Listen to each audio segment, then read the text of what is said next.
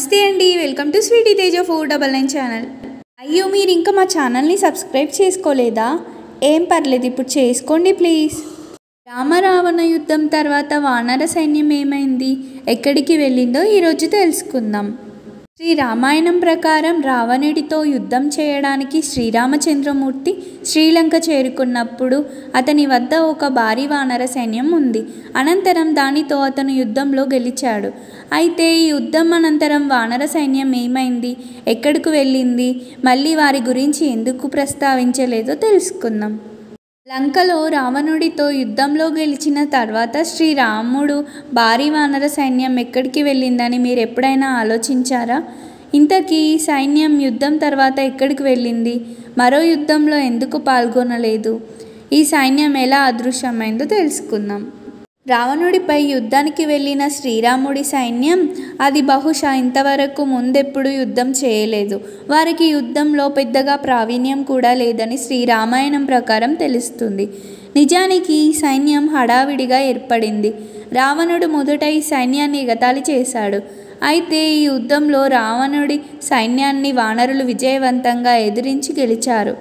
అయితే ఈ అద్భుత విజయం తర్వాత వానర సైన్యం ఏమైందంటే, వాల్మీకి రామాయణం ప్రకారం శ్రీరాముడు రావణుడి మధ్య జరిగిన యుద్ధంలో వానర సైన్యం ముఖ్యమైన పాత్ర పోషించింది. తర్వాత అతను అయోధ్యకు వచ్చినప్పుడు వానర సైన్యం ఏమైంది, ఈ వానర సైన్యానికి నాయకత్వం వహించిన ఆ కాలంలో గొప్ప యోధులు సుగ్రీవుడు, అంగదులకు ఏమైంది? రామాయణంలోని ఉత్తరకాండంలో సుగ్రీవుడు లంక నుండి తిరిగి వచ్చినప్పుడు శ్రీరాముడు అతన్ని కిష్కింధకు రాజుగా చేశాడు. బాలి కుమారుడు అంగదుడు యువరాజు అయ్యాడు. వీళ్ళిద్దరూ కలిసి అక్కడ చాలా సంవత్సరాలు పాలించారు. శ్రీరాముడు రావణ యుద్ధానికి సహకరించిన వానర సైన్యం సుగ్రీవుడి వద్దే కొన్నాళ్ళు ఉండిపోయింది. కానీ దీని తర్వాత అతను బహుశా పెద్ద యుద్ధం చేశాడు. అయితే ఈ వానర సేవలో ముఖ్యమైన పదవులు పొందిన వారందరూ ఖచ్చితంగా కిష్కింధలో ముఖ్యమైన బాధ్యతలు నిర్వహించారు. వానర సైన్యానికి ముఖ్యమైన కృషి చేసిన నల్ నీల్ సుగ్రీవుడి రాజ్యంలో చాలా సంవత్సరాలు మంత్రి పదవిని నిర్వహించగా, యువరాజు అంగద్ మరియు సుగ్రీవుడు కలిసి కిష్కింధ రాజ్యాన్ని విస్తరించారు. కిష్కింధ నేటికి ఉండడం గమనార్హం. కిష్కింధ కర్ణాటకలోని తుంగభద్ర నది ఒడ్డున ఉంది. ఇది బళ్ళారి జిల్లాలో వస్తుంది. ప్రపంచ ప్రసిద్ధి చెందిన హంపి పక్కనే ఉంది. దాని చుట్టూ ప్రకృతి అందాలు చాలా బాగుంటాయి. నేటికి కిష్కింధ చుట్టూ రాముడు లక్ష్మణుడు నివసించిన అనేక గుహలు మరియు ప్రదేశాలు ఉన్నాయి. ఈ గుహల లోపల చాలా నివాస స్థలం కూడా ఉంది. కిష్కింధ చుట్టూ దట్టమైన ఒక పెద్ద అడవి ఉంది. దీనిని దండకారణ్య ఫారెస్ట్ అంటారు. ఇక్కడ నివసించే గిరిజనులు వానర్ అని పిలుస్తారు, అంటే అడవిలో నివసించే ప్రజలు. రామాయణంలో కిష్కింధ సమీపంలో పేర్కొనబడిన పుష్యముఖ పర్వతం ఇప్పటికీ అదే పేరుతో తుంగభద్ర నది ఒడ్డున ఉంది. ఇక్కడే హనుమంతుడి గురువు మాతంగ ఋషి ఆశ్రయం ఉంది.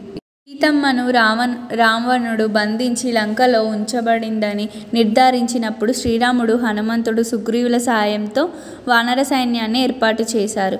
లంక వైపు బయలుదేరారు. తమిళనాడు సుదీర్ఘ ప్రాంతాన్ని కలిగి ఉంది. ఇది దాదాపు 1000 కిలోమీటర్లు. కొడికరై బీచ్ వేలంకణికి దక్షిణంగా ఉంది. తూర్పున బంగాళాఖాతం, దక్షిణాన పాక్ జలసంధి సరిహద్దులుగా ఉంది. ఇక్కడ శ్రీరాముని సైన్యం కొడికైరై వద్ద తన సైన్యాన్ని సమీకరించి సంప్రదింపులు జరిపింది. ఇదే వానర సైన్యం మళ్ళీ రామేశ్వరం వైపు నడిచింది. ఎందుకంటే మునుపటి ప్రదేశం నుండి సముద్రం దాటడం చాలా కష్టం. శ్రీరాముడు రామేశ్వరం కంటే ముందు సముద్రంలో ఒక స్థలాన్ని గుర్తించారు. అక్కడి నుండి సులభంగా శ్రీలంక చేరుకోవచ్చు. దీని తర్వాత విశ్వకర్మ కుమారులు నల మరియు నీల్ సహాయంతో వానరులు వంతెన నిర్మించడం ప్రారంభించారు. వానర సైన్యంలో వివిధ కోతుల సమూహాలు ఉండేవి. ప్రతి సమూహానికి ఒక కమాండర్ ఉండేవాడు. దీనినే యుతపతి అని పిలిచేవారు.